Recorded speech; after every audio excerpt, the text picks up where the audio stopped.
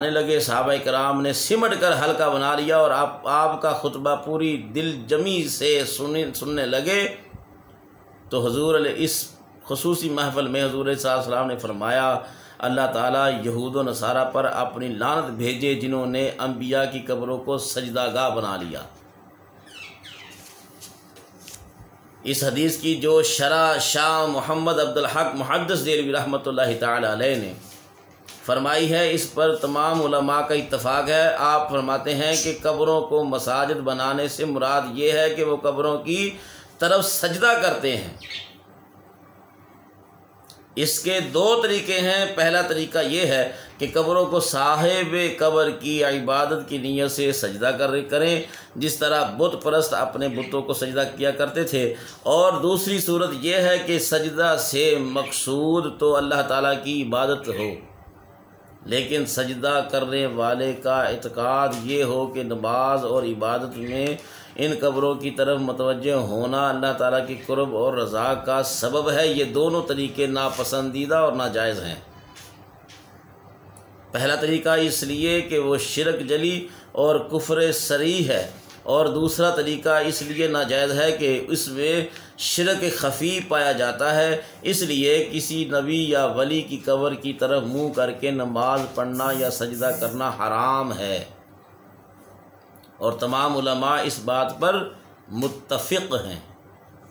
अलबत्ता किसी नबी या वली के करीब में मस्जिद तामीर करना और उसमें इस नीयत से नमाज पढ़ना कि साहिब कब्र की नूरानियत और रूहानियत से उनकी इस इबादत को दर्जा कबूल नसीब होगा, इसमें कोई हर्ज नहीं है। शाह अब्दुल हक मुहद्दिस देलवी रहमतुल्लाह अलैह ने शरह फरमाई। अल्लामा इब्न हजर अस्कलानी रहमतुल्लाह अलैह ने फतहुल बारी में यही तशरीह लिखी है। उलमा इकबार की इन तशरीहात से वाज़ह हो गया कि इस हदीस में किसी नबी या वली की कब्र को सजदा करना या उसको अपना किबला बनाना या बुतों की तरह इनकी पूजा करना ममनू और हराम है। लेकिन अंबिया इकराम और अज़ाम के मज़ारात पर हाज़िरी देना, उनके इसाले सवाब के लिए वहाँ खड़े होकर या बैठ कर कुरान करीम की तिलावत करना ममनू नहीं है। इन 5 अय्याम में हुज़ूर सल्लल्लाहु अलैहि वसल्लम ने बहुत सी नसीहतें फरमाई। मसलन पहला, सिद्दीक़ अकबर रज़ी अल्लाह तआला अन्हु को जमात कराने का हुक्म देते हुए इरशाद फरमाया, अबू बकर को हुक्म दो कि वो लोगों को नमाज पढ़ाएं। और हुज़ूर सल्लल्लाहु अलैहि वसल्लम की ज़िंदगी में 4 दिन सैयदना अबू बकर सिद्दीक़ ने नमाज बाजमात पढ़ाई, और आपके विसाल के बाद भी तमाम अंसार व मुहाजिरीन आपके पीछे नमाज़ें पढ़ते रहे हैं और किसी ने भी कोई खिलाफ नहीं किया। और ख़ुद सैयदना अली मुर्तज़ा करमल्लाहु वजहुल करीम भी आपके पीछे नमाज पढ़ते रहे, और इसकी तस्दीक शिया की किताबों से भी होती है। एहतिजाज तबरसी सफ़ा नंबर 126 जिल्द नंबर 1,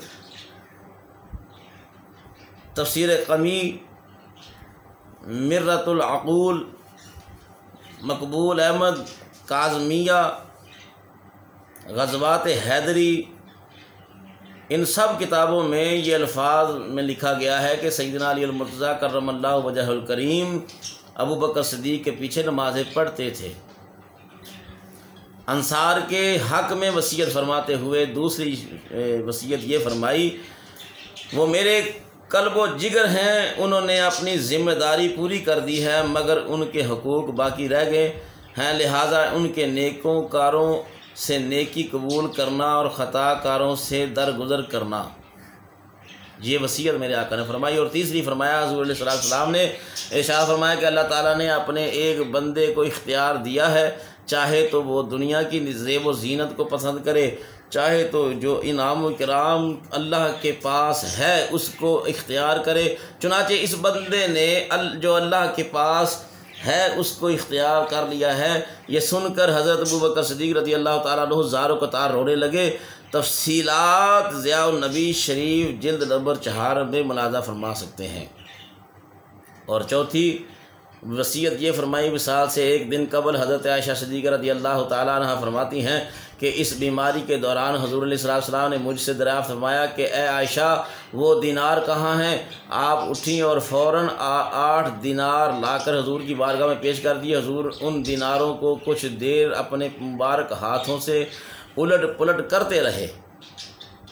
फिर फरमाया कि मैं ये दिनार अपने घर में छोड़कर अपने परवरदिगार की मुलाकात करूं तो मेरा रब क्या फरमाएगा कि मेरे बंदे को मुझ पर एतमाद नहीं था, इसलिए उन्हें फ़ौरन मसाकीन में तकसीम कर दो। चुनाचे उम्मुल मोमिनीन ने अल्लाह ताला के हबीब के घर में जो आखिरी पूंजी थी उसे निकाल कर मसाकीन में तकसीम कर दिया।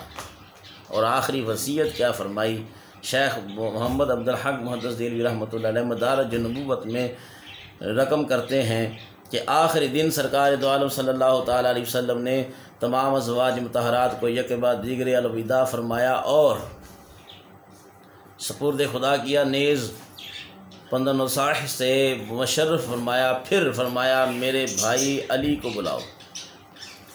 आप हाज़िर हुए तो आपने हुज़ूर सल्लल्लाहु के सर मुबारक को अपने जानों पर रखा। सरकार दो आलम सल्लल्लाहु अलैहि वसल्लम ने सैयदना अली मुर्तज़ा को फरमाया कि मैंने फ़ला यहूदी से इतने दिरहम कर्ज लिए थे ताकि उसामा के लश्कर की तैयारी में सर्फ करूं, तुम वो रकम उस यहूदी को अदा कर देना, ख़बरदार भूल न जाना। फिर उन्हें खिताब फरमाया कि हौज़ कौसर पर सबसे पहले तू मेरे पास पहुँचेगा। फिर फरमाया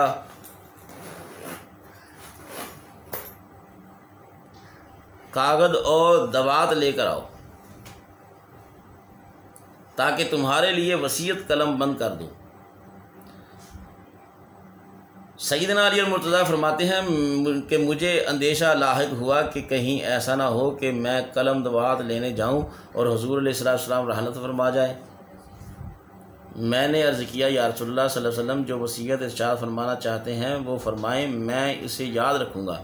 सरवर कायनात सल्लल्लाहु अलैहि वसल्लम ने आखिरी वसीयत जो सैयदना अली मुर्तज़ा करमल्लाहु वजहहु करीम को फरमाई वो ये 2 जुमले थे, अस्सलाता वमा मलकत ईमानुकुम, नमाज की पाबंदी करना और अपने ग़ुलामों के आराम और आसाइश को मलहूज़ रखना। दूसरी बात में इन अल्फाज का इजाफ़ा किया गया है, अपने ग़ुलामों के बारे में अल्लाह से डरते रहना और उन्हें अच्छा लिबास पहनाना, उन्हें पेट भर कर खाना खिलाना और नरमी से उनसे बात करना। अब्दुल्लाह बिन मसूद रज़ियल्लाहु ताला अन्हु बयान करते हैं कि जब आपके रफ़ीक़ आला से विसाल का वक्त करीब आया तो हम सब उम्मुल मोमिनीन हज़रत अम्मा आयशा सिद्दीक़ा रज़ियल्लाहु ताला अन्हा के घर में आपकी ज़ियारत के लिए हाज़िर हुए, क्योंकि आपने बीमारी की शिद्दत की वजह से तमाम अज़वाज मुतहरात से इजाज़त ले ली थी कि इन अयाम में हज़रत आयशा सिद्दीक़ा रज़ियल्लाहु ताला अन्हा के हुजरा में ही रहायश पजीर रहेंगे। तो जब हुज़ूर अलैहि सलाम ने अपने ग़ुलामों को अपने पास देखा तो आपकी आँखें डुबडुबाने लगीं और फरमाने लगे, फरमाया मैं तुम्हें खुश आमदीद कहता हूँ, अल्लाह ताला तुम पर रहम फरमाए। मैं तुम्हें तकवा और अताअत की वसीयत करता हूँ चूँकि मेरी जुदाई का वक्त अब करीब आ गया है और अल्लाह ताला और जन्नतुल मावा की तरफ कूच करने का वक्त आ गया है। जब मेरी रूह कफ़्स उनसरी से परवाज़ कर जाए तो मुझे अली मुर्तज़ा करमल्लाहु वजहहु करीम गुस्ल दें। फ़ज़ल बिन अब्बास और उसामा बिन ज़ैद पानी अंडेलें और अगर तुम चाहो तो मेरे इन्हीं कपड़ों में ही मुझे कफ़न देना या सफ़ेद यमनी लिबास में तजहीज़ व तकफ़ीन के बाद मेरे इसी घर में मेरी लहद के किनारे पर मेरे जनाजे को रख देना, फिर 1 साअत के लिए मुझसे अलहदा हो जाना, क्योंकि पहले फ़रिश्ते नमाज जनाजा पढ़ेंगे और सबसे पहले जिब्राईल अलैहिस्सलाम फ़रिश्तों की जमात के साथ मेरे और ऊपर जनाजा पढ़ेंगे, फिर मिकाईल, फिर इसराफील, फिर मलकुल मौत फ़रिश्तों की एक जमात के साथ मेरे ऊपर नमाज जनाजा अदा करेंगे।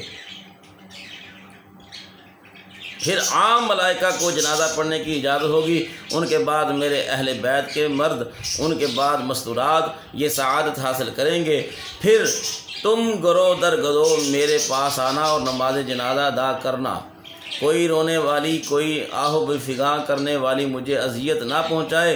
मेरे सहाबा में से जो आज यहाँ मौजूद नहीं, उन्हें मेरा सलाम पहुँचाना, और तुम्हें इस बात का गवाह बनाता हूँ कि मैं हर उस शख्स को सलाम दे रहा हूँ जो इस्लाम में दाखिल हुआ, जिसने मेरे दीन में मेरी पैरवी की आज से रोज़े क़यामत तक।